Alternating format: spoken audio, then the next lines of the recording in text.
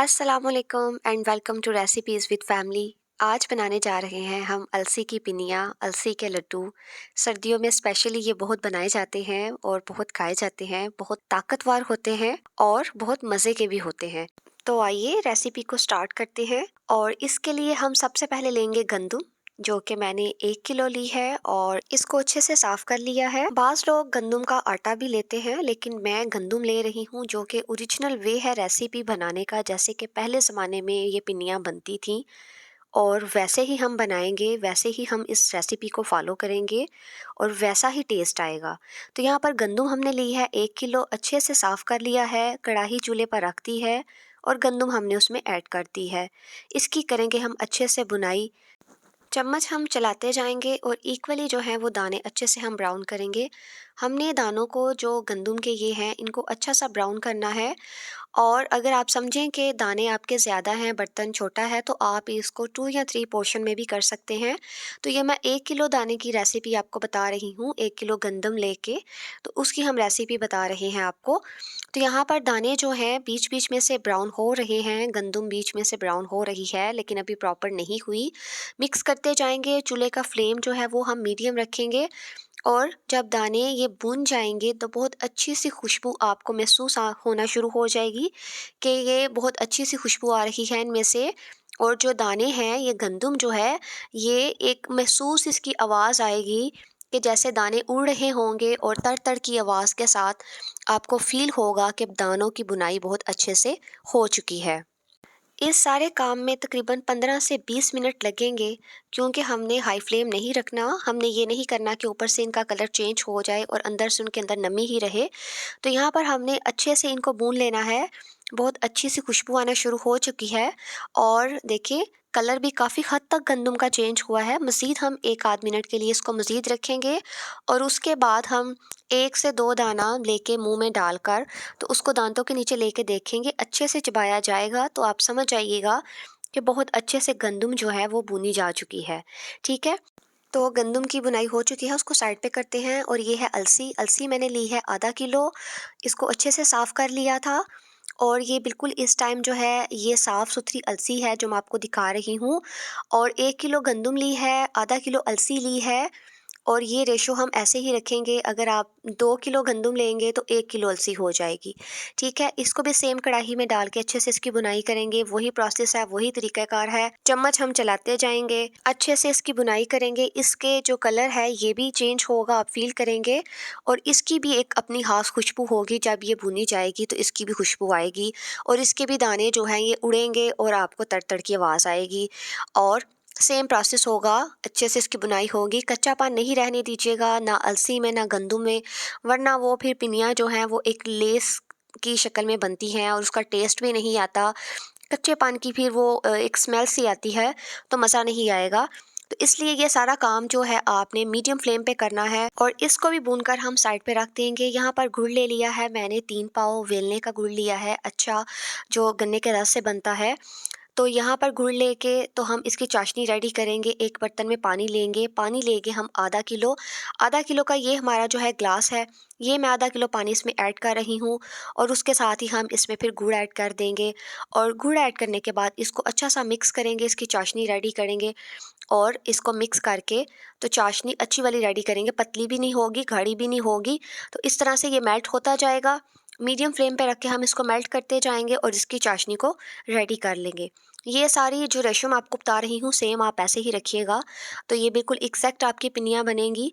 और यहाँ पर देखिए अच्छे से इसमें बॉइलिंग पॉइंट्स आ रहे हैं, बॉयल आता जा रहा है, ऊपर जाग आ चुकी है। तो ये प्रोसेस जो है ये ऐसे ही आपने भी करना है। और चाशनी इसकी रेडी हो रही है। मज़ीद 1-2 मिनट के लिए इसको मैं रखूँगी और फिर हम इसको भी रेडी करके तो साइड पर कर देंगे। देखिए, ये सारा काम मैं आपको स्टेप बाय स्टेप बता रही हूँ और मेरी कोशिश है कि आपको हर चीज़ जो है प्रॉपर तरीके से गाइड करूँ। इसमें, इस रेसिपी में मैंने कोई वेरिएशंस नहीं की, मैंने कोई चनों का आटा ऐड नहीं किया, लेकिन ये जैसे रेसिपी पहले ज़माने में बनती थी, जैसे पिनियाँ बनाई जाती थी और खाई जाती थी, मैंने वैसे ही आपको ये बताया है। तो आप भी इसी तरह से बनाएँगे तो वही सेम टेस्ट आप भी फ़ील करेंगे। यहाँ पर बॉइलिंग पॉइंट्स मज़ीद आ रहे हैं, तो इसी तरह से आपने भी इसको चाशनी को रेडी कर लेना है। और देखिए, इसका कलर भी आप देखेंगे कि काफ़ी हद तक चेंज हो चुका है।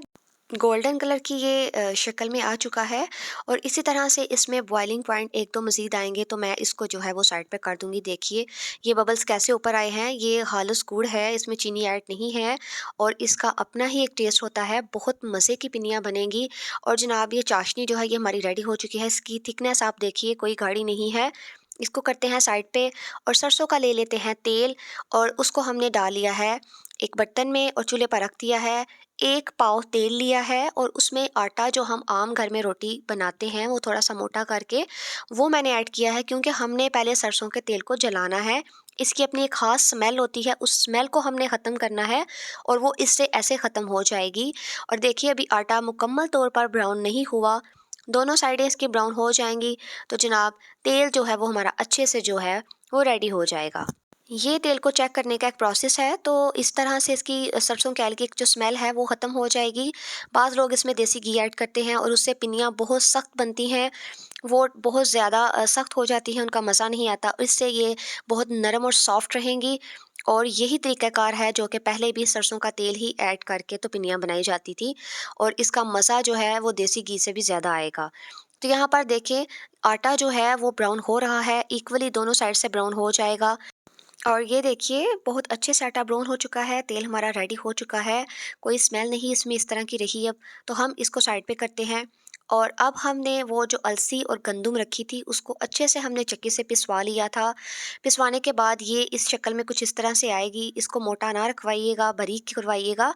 दाने मुँह में नहीं आने चाहिए, मज़ा नहीं आएगा। और वो जो हमने चाशनी बनाई थी गुड़ की, वो मैं 3 स्टेप में इस तरह से करके आहिस्ता-आहिस्ता वो ऐड करूँगी, एकदम से ऐड नहीं करूँगी। 2 या 3 स्टेप में आप भी ऐड करिएगा।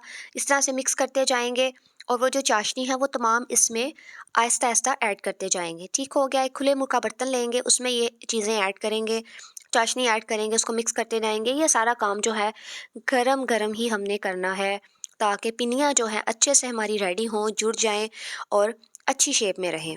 और अब दूसरी दफ़ा मैंने दोबारा चाशनी ऐड की है, छलनी ऐसे ही आप रखिएगा और चाशनी ऐड कीजिएगा, क्योंकि गुड़ में जो भी कंद और ज़र्रात होते हैं वो छलनी में रह जाएँगे और इस तरह से हम जो है साफ़ चाशनी वो इसमें ऐड करते जाएँगे स्टेप बाय स्टेप करके। और यहाँ पर मेरी पूरी कोशिश है कि मैं आपको पूरी रेसिपी अच्छे तरीके से बताऊँ ताकि आपको समझ लगे। रेसिपी बेशक थोड़ी-सी लंबी हो जाएगी, लेकिन एक प्रॉपर वे से आप समझेंगे तो जब आप बनाएँगे तो आपको कोई प्रॉब्लम नहीं होगी। तो यहाँ पर मैंने सारी चाशनी ऐड कर दी है और उसको हम अच्छे से अब दोबारा से मिक्स कर लेंगे और ये एग्ज़ैक्ट और परफ़ेक्ट तमाम रेशो है चीज़ों की। मीठा भी इसमें बिल्कुल ठीक होगा, ना कम होगा, ना ज़्यादा होगा। और वो जो तेल अब हमने रखा था, वो तेल हम इसमें वो भी स्टेप बाय स्टेप करके ऐड करते जाएँगे। ज़्यादा और कम देख लेंगे हम जब मिक्स करेंगे, लेकिन सारा एकदम ऐड नहीं करेंगे। तो यहाँ पर देखिए तेल ऐड किया था एक दफ़ा और दूसरी दफ़ा मैं दोबारा ऐड कर रही हूँ, लेकिन ये सारा पाव तेल इसमें नहीं जाएगा। कुछ तेल जो है 4 से 5 टेबलस्पून तेल बच जाएगा। डिपेंड करता है कि आपने जो पिसवाई है अलसी और गंदुम वो मोटी है या बारीक है, वो आप चेक कर लीजिएगा। जब आप देखेंगे कि उसकी मिक़दार कितनी आ रही है, ज़्यादा खुश्क है या ज़्यादा रनी हो रहा है, तो आप उतना हाथ रोक के उसको बचा लीजिएगा तेल को, बाकी चाशनी सारी ही जाएगी। तो यहाँ पर देखिए ये बिल्कुल ठीक है, ये पिनियाँ बन जाएँगी। और अब हम इसमें कुछ ड्राई फ्रूट्स ऐड करेंगे, जिसमें मूँगफली तो मस्ट है और किशमिश है, ये तो जनाब इसमें लाज़मी जाती है, इसके बगैर तो मज़ा ही नहीं आता। इसको मिक्स करेंगे अच्छा-सा, उसके साथ ही हम कोकोनट गरी जो है, खोपरा जो है, उसको बारीक-बारीक से लंबा-सा थोड़ा-सा काट कर वो इसमें ऐड करेंगे। इनसे तो बहुत टेस्ट में इज़ाफ़ा हो जाता है, मज़ा भी आता है। तो पिन्नी बना लेंगे, बहुत आसानी से इस तरह से पिन्नी बन जाएगी। जो साइज़ जैसा आप रखना चाहें, बड़ी या छोटी, वो आप पे डिपेंड करता है। तो देखिए ऑयल और जो चाशनी है बिल्कुल परफेक्ट है, पिन्नी किस तरह से जोड़ी है हमने और कोई टूटी नहीं, कोई क्रैक्स नहीं इसमें। परफेक्ट रेसिपी है, ट्राई कीजिएगा, बहुत मज़ा आएगा आपको। आई होप रेसिपी बहुत पसंद आई होगी। रेसिपी पे जो भी न्यू आए चैनल को लाइक और सब्सक्राइब करना ना भूलिएगा। मिलते हैं एक नई रेसिपी में, तब तक के लिए अल्लाह हाफ़िज़। अपना ढेर सा ख़्याल रखिएगा।